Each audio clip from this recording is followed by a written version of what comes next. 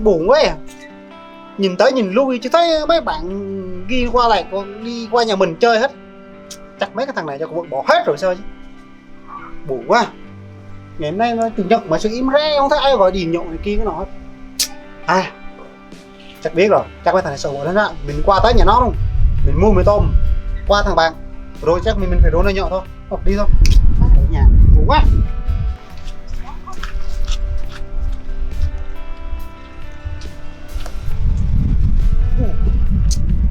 Trước tới giờ mình cứ ăn được mì tôm như vậy luôn. Sốt bò hầm, wow, thịt khúc, bên đây có thịt luôn, chắc thịt nhiều lắm này.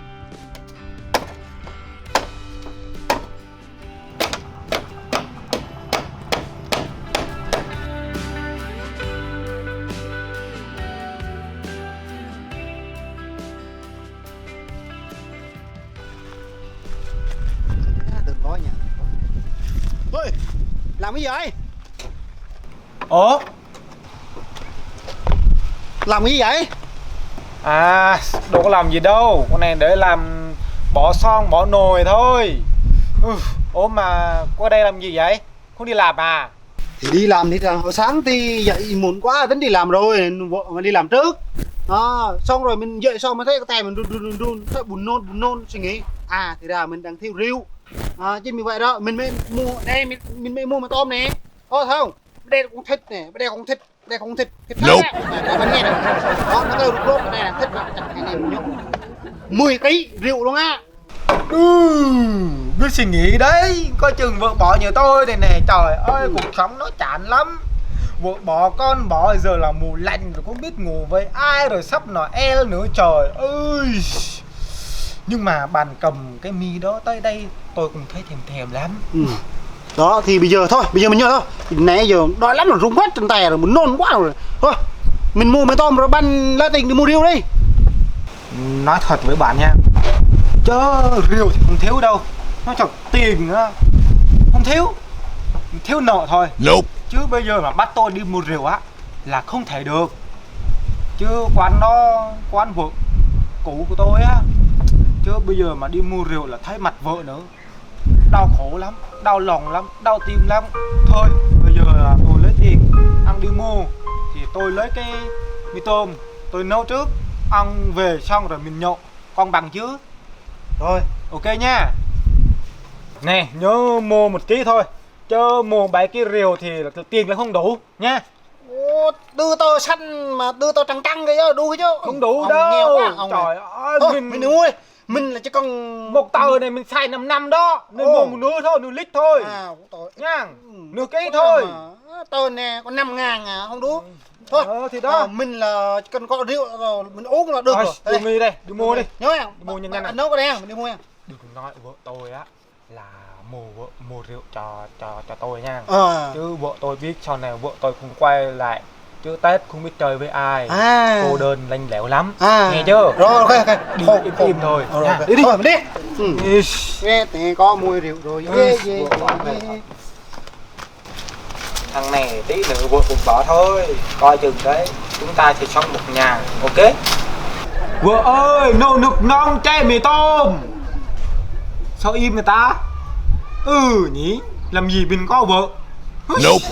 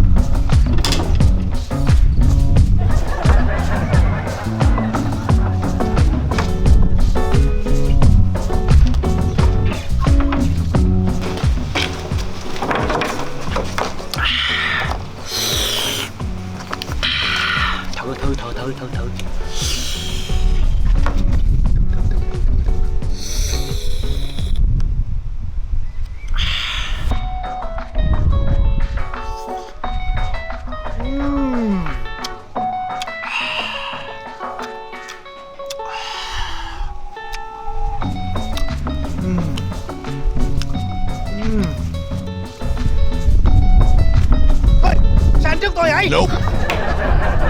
Ôi, mình mới về mà ăn trước rồi. Ôi, từ từ vô. Ôi, mình chưa ăn mình mua rượu đây nè. Ăn đâu? Kim canh rồi. Kim canh rồi. Canh rọc hả? Canh rồi, kim canh rồi. Ôi, mình tay bia thế này lòng đi. Cho bi hả? Cái ly thường có. Thôi, khỏi đi. Cái ly thế này nha. Ôi, sao cái ly nhỏ quá vậy? Ly nhỏ là mà ông tới chiều được chứ. Ồ, vậy á? Bạn Nhiều cái có. chuyện gì ghê thì kìa. Thôi mình lấy cái canh đi. Mình rọc canh chứ, cho nên gió lắm. Đây. Đây này nó gió lắm, mùa này mùa gió mà. Đó, mình đi nè. Ô, thèm quá, thơm quá. Ôi, coi nó bốc mùi thôi mà nhìn ta thèm rồi, thơm quá. Ủa còn ít nhỉ, uống quá. Quá. Ủa, kìa đâu? Sao có ghê ngồi ấy? Ở đây là kiểu mình uống theo phong cách Nhật Bản là Ồ. có ghế. À, Nhật Chứ Bản. có ghế là nó bình thường lắm. À. Mình thành cái quy thế này nó uống rượu. Đó. Quỳ luôn. Ồ, Ừ. lạ lắm mà em tôi trước dùng như thế thì uống gì luôn hả? Không chạy, không về. Đó. À, mang. Thôi. Cái này mà tin táo này. Mình uống nước nha. Rung quá rồi, buồn nôn quá rồi. Wow.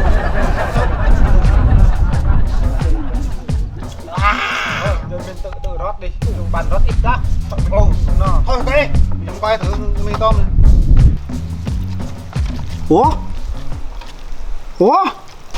Ủa? Ê, mày có khoe tao là bạn tốt không vậy? Mày chính là bạn tốt của tao từ ngày hôm nay và mãi mãi. Ôi rồi, bạn tốt tại sao mày lại làm như vậy? Ủa? Làm gì thì làm gì? Ồ, làm gì mà bạn cũng biết à? Bạn đúng là người bạn dàn dối gì đó. Tự nhiên bình thường mà tại sao bạn lại nói như thế? Tại sao bạn lại ăn hết? Thét. Tôi đây hả? Con cái đây bán coi nè.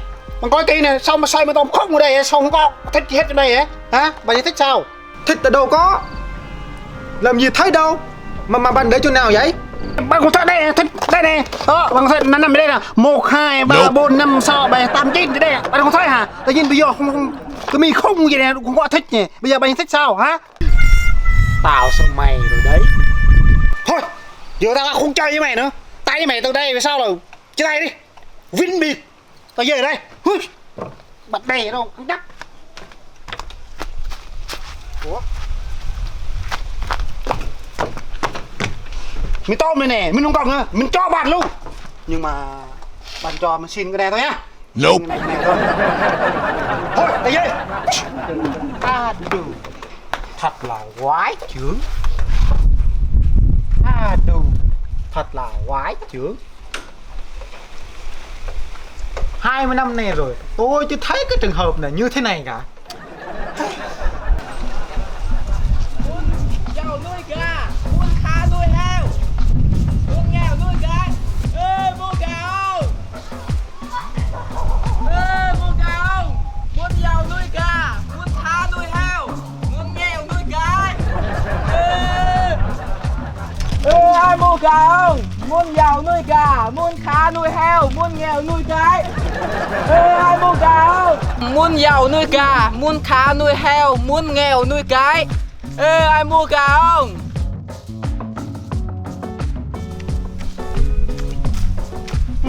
Bán thì cứ. Muốn giàu nuôi gà, muốn khá nuôi heo, muốn nghèo nuôi cái. Ê, ai mua Sao nghe lạ quá vậy? mua gà không? Muốn giàu thì nuôi gà, còn muốn khá thì nuôi heo, còn muốn nghèo thì nuôi cải. Lạ, làm này mà tôi chưa nghe được trường hợp này như vậy thôi. Rồi, mình thử mới được cơ. Heo, Ê, dừng lại. cái gì? À, bạn tốt của tao. À, bạn tốt của tao luôn. Con nhìn mày á, tao khó hiểu không kìa, mày giỡn quá mày. Mày bạn tốt của tao mà tại sao mày một con gà nhỏ xíu sao mà mày không cho tao thế? Tự nhiên mày ra bán cái gì vậy? Gà của mẹ tao. Ôi đồ, chào các mẹ mày. Ôi, nhưng mà tao nghe mày hô lạ quá. Tự nhiên con gà nhỏ xíu vậy mà nói là muốn giàu thì nuôi gà, còn muốn khá thì nuôi heo, còn muốn nghèo thì nuôi con gái. Ủa, Chính xác. con gà nhỏ hay sao giàu được? Mày cứ mua đi. Đẻ nhiều trứng rồi có con, rồi mày lấy cái con đó mày bán. Ủa, mà sao tao nói là nếu mà muốn nghèo thì nuôi gái. Ủa, con gái nuôi gái sao nghèo? mày làm người yêu với con gái À. rồi mày kêu nó ra quán Ừ. mua trà sữa À. mày bao nó mì cay À. đó mày cứ đầu tư vô là thấy mày có lỗ không rồi nó chia tay mày. À. Đúng bạn ạ, đúng không ạ? À thế con gà này mày bán như nào? Cái này là cà làng. À. Bây giờ tao bán với người ta mức giá là 100.000 một ký. À. Còn bạn là bạn tốt của tôi Ừ. nên bán cho bạn là 100 thêm 5.000. Còn thấy có rẻ không? Thêm 5.000. Quá chuẩn quá rẻ. Thôi, bạn có đem theo cân không? Đó đâu? Có hả? Ô, vậy ha. Thôi mình cân đi, lên mình cân đi. Ủa, cà này chắc ăn ngon lắm mày ha. Bạn tự lấy nha, mình đi tè Rồi đó. rồi ok. Ăn tốt mà mình không ăn gian đâu. Ồ, cái này có làm sao cái này ta? Ồ. Chắc vậy rồi. À đúng rồi, mình để con gà cho đây này. Còn đây sao mà đưa gà được? Đúng rồi, cái đây cái chân của nó này. 1 2 3 4 đúng rồi, đây rồi. Nope. Ồ, con gà đây này.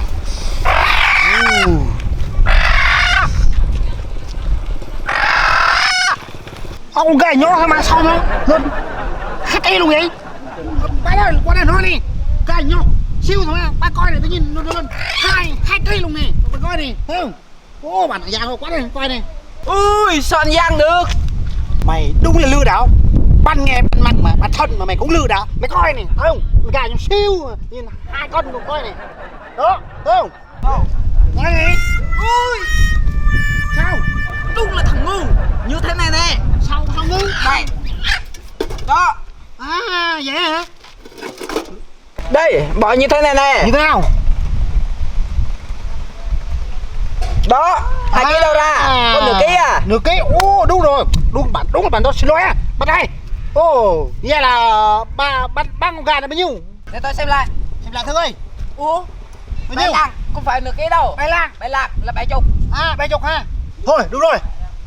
Tôi sẽ trả bạn trước 30.000. Bạn phải bảo hành con gà này trong vòng 1 năm. Nếu con gà này nó cũng chết, nó đẻ trứng, đẻ con thì tôi sẽ trả lại bạn còn 40.000 nữa. Ok. Đây, trả đây. Hả? Cũng có vụ bảo hành như thế này nữa hả? Lỗ. Mày ngoan ngoan chút nữa ta cho mày ăn cơm, ăn gạo. Giờ mẹ tạm thời đây ăn để ta tìm ô cho mày mua nè mua đốc mà lật lắm.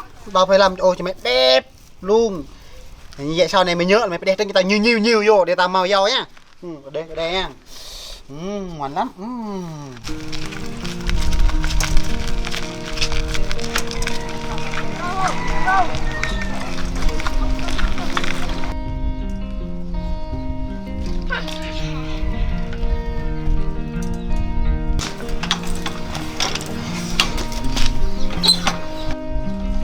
Được không bạn?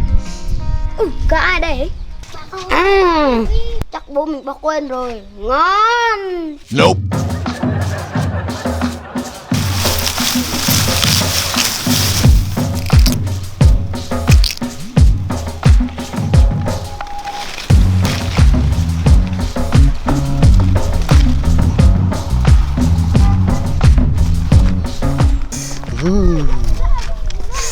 Cái con gà mà đêm nay ngủ ngon rồi, con gà của mình ấm lắm, rất là ấm luôn. Mình có rơm chỗ đây mà.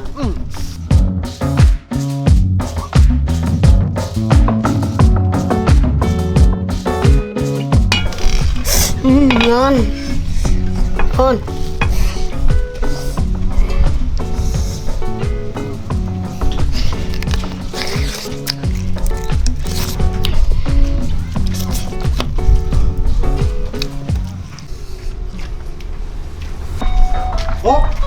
Ô, mày làm gì vậy? Ô, ngon không ta? Ô, gà nhà ai vậy? Cả nhà em. Nhà em. Ô, cho ăn đi. Không. Sao vậy? À, biết rồi. Tưởng gì em biết. Đây, 10.000 đây. Ở đây mình mua con gà mình dư á. Ăn đi. Ngon quá. Wow. Mày biết nấu ngon á. Ủa, gà của ai hả? Cả bố em. Ồ, gà bố em cho luôn hả? Ngon thiệt không? Tao có mới mua một con á. Sau này khi nó đẻ rồi tao tao cũng cho mày ăn luôn nhá. Mày đó tao mua cái thùng này tao nuôi nó.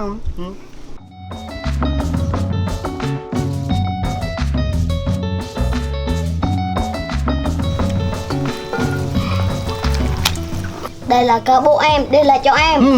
Thôi, đi vô. Ê, vô chúc mừng. Con mừng bố mày thương mày thiệt ạ. Đây một con gà, ăn này ngon.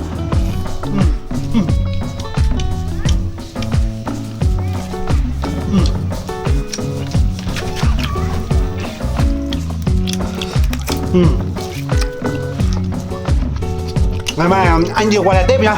Ngày mai nha con có gà không? Có. Được, mà anh đi qua tiếp. Ngon.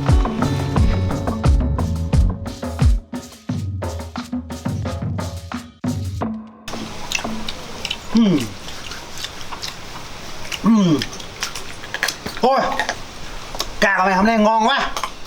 Mình may nó mua con gà sáng á, mình mua 300.000 luôn á. Sau này khi mình nuôi gà mình đẻ con rồi á, người ta sẽ cho mày ăn á. Không bây giờ thì no rồi, tao về á, tao làm con gà của tao mới mua này nè, đó. Dễ nha, cảm ơn nha. Ngày mai tao đi tiếp nữa.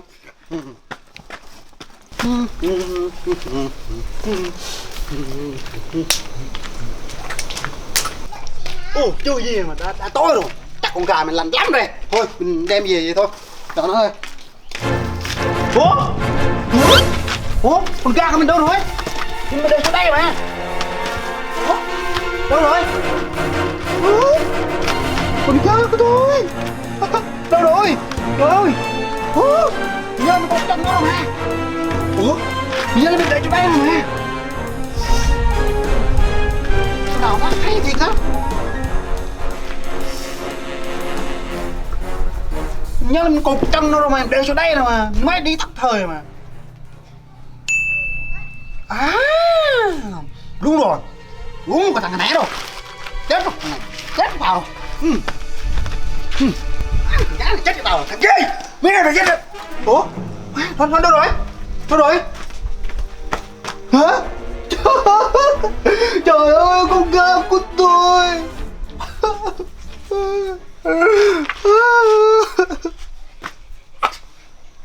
Cấu cái thằng kia, tao ghét mà, bữa nào tao thấy một tao quánh mày bây giờ luôn.